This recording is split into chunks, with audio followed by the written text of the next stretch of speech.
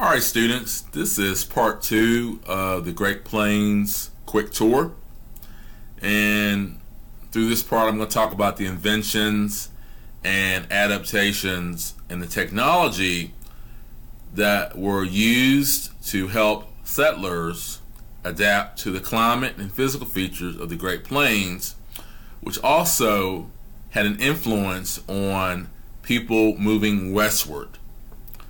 And an invention is something that's created that will make life easier or better, or make work better. The first one right here is the barbed wire fence. The barbed wire fence are twisted barbs and metal that were used to prevent cattle and other livestock from wandering off the pastures and places that farmers owned. So that helped farmers maintain their livestock so they can easily send them to the market. Now, the barbed wire fence had its economic advantages. The barbed wire fence was a lot cheaper to put together than a wooden or stone fence, so that made it very beneficial. It really hurts putting together a barbed wire fence. I know, because I grew up on a farm and you got to wear special gloves to put up a barbed wire fence. Yuck. Anyway, the barbed wire fence. The most important invention that helped people settle the Great Plains and move westward was the invention or the usage of the steel plow. Now, the steel plow was invented in ancient China. You'll learn more about that in 8th grade world history. But the steel plow, that invention helped farmers cultivate the soil so they could plant crops. Farming and agriculture was the #1 occupation of settlers and people who lived in the Great Plains and who went west. The steel plow, very big and important invention there. Right here is the windmill. The windmill was created to help conduct energy and to help the settlers pump water from wells underneath the ground. And when the water was pumped, they could have fresh water to drink. They could have water for their livestock to drink. So the windmill was a very important invention on the Great Plains. Then you have the railroads, and you learned about Robert Fulton and the steam engine in the 4th and 5th grade during the first Industrial Revolution, which started in Great Britain. But the railroad systems over time became very important to transporting people out through the Great Plains and out west. It also played a role in helping farmers transport livestock and crops to markets, to national markets around the country. National markets like Los Angeles, San Francisco, Denver, Chicago, St. Louis, Atlanta, New York, Boston, Detroit. All those cities we talked about in a previous lesson, those became national markets. And the railroad system really helped with that, particularly the Transcontinental Railroad, which we'll talk about later on. I did mention a little bit about the Transcontinental Railroad earlier. We'll talk more about it when we get more into westward expansion. Adaptations. Now, let's look at the word adaptations. When you adapt, like a lot of you are trying to adapt to 6th grade, a lot of you are trying to adapt to middle school, a lot of you are trying to adapt to new things that are happening in your life. Adapt means to change in order to get used to a situation or an environment. For example, if you have on shorts and a t-shirt and you travel to Alaska and it's 20 degrees, you're going to have to adapt. You're going to have to change or become accustomed to the environment or the conditions where it's very cold. You're going to put on a long sleeve shirt. You're going to put on some underwear, long underwear, some pants, more socks, boots, a big old jacket, Eskimo jacket, a hat, maybe goggles, mittens. So that's your way of adapting to a new environment or situation. So there are some adaptations you need to know about that the settlers used to help them settle on the Great Plains and also move westward. You have the sod houses. Now, sod houses are made of thick, grassy mud roots from the ground, and that's what people make their homes out of. The reason why is because there were a lack of trees out on the Great Plains. So sod is readily made material that the people use to construct their homes out of. Now, eventually, over time, they built their house out of wood and brick, and transportation played a role in that. And here's some examples of other sod houses. They provided great insulation during the winter, and they provided great air conditioning during the summer. But they leaked a lot when it rained, because sod in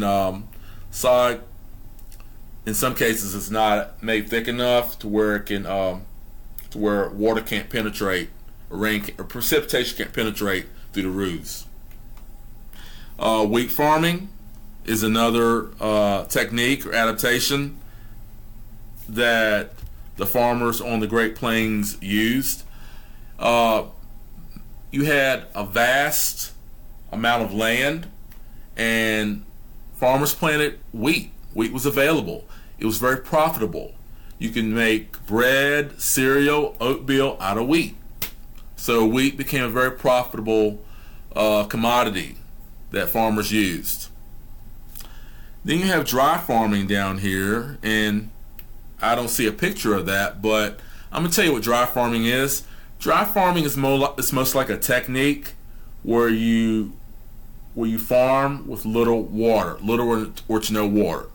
And the process of dry farming includes digging deep into the soil. Remember, I talked to you about the steel plow. You dig deep into the soil to where you get it down into the soil was very moist, and then the clumps of moisture in the dirt, you can plant crops there, and they can grow well with lack of water. So dry farming is more of a technique. Then you have the beef cattle, like this Texas Longhorn there. The beef cattle industry was really important to helping farmers in the livestock industry. You have Charolais cows, you have Jersey cows, you have Angus cows. So the beef cattle industry was very important to the settlers in helping them settle the Great Plains and moving westward. Moo. All right. This goes into detail about the windmills. I'm just going to briefly summarize. I already talked about it a little bit. So I'm going to paraphrase what's here. Windmills is a machine operated by wind power, and they're chiefly used to pump water and to grind grain and generate electric power. So it's an electric source. They're all over the Great Plains, pump water from the ground to the surface so settlers can use it, and so people can live there. Here's some important things I've circled. They're already circled on your notes.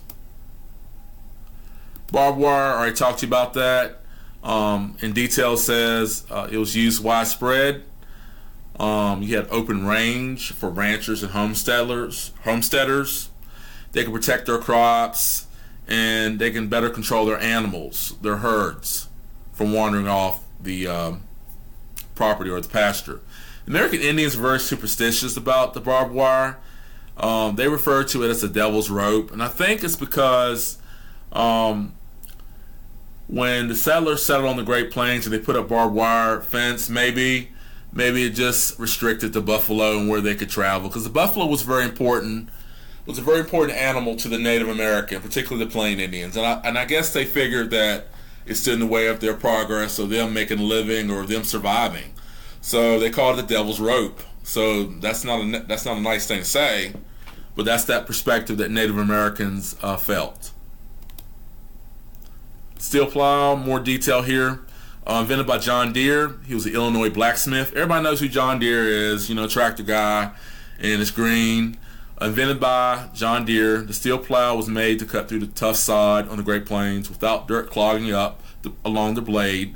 So you don't have to stop all the time and clean off your steel plow. So the farmer could plow more fields and just plow hundreds and thousands of acres.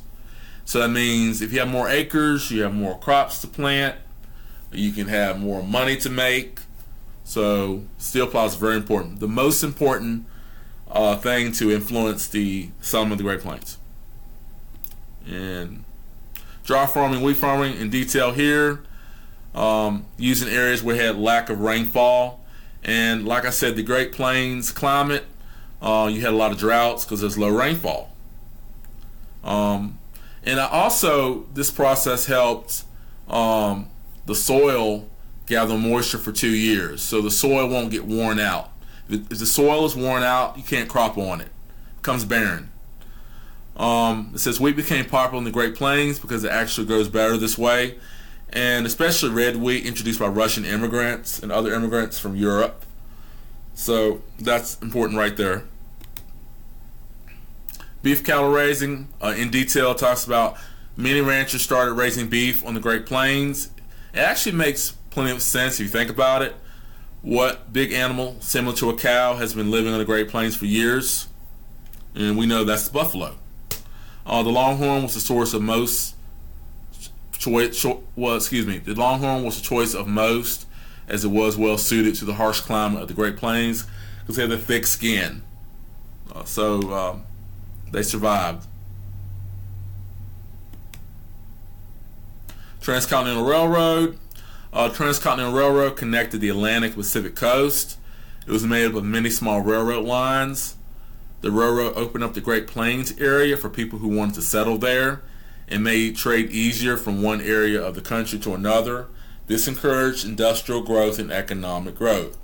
What that means is if you have railroads, people can travel on them, and then people can go to other places, and they're going to make businesses, they're going to build homes and build communities. So that's going to encourage them to move out there, because remember, we talked about people viewed the Great Plains as a treeless wasteland that could not be settled. They didn't know how to get out there. They didn't know how to work the land. So the Transcontinental Railroad changed that idea, that perception. And right there it says industrial growth and economic growth. Industrial growth means like factories that make goods and services like furniture, cars, trucks, washing machines, things that you use in your home that are made in factories, which you need a large labor force. And here is a map of the Transcontinental Railroad. Here it starts over here in Omaha, Nebraska, and part of it comes from Sacramento, California, and hooks up at Promontory Point. That's where they put the spike to join the two railroad companies at Promontory Point, Utah. And that spike is still there. In 1869, when they put that spike there, when the two train companies, the Pacific and Union Railroad companies, connected their railroads together. And transcontinental means you're going across the country. So it linked our country together, the east and the west and the middle. So our country came together from sea to shining sea.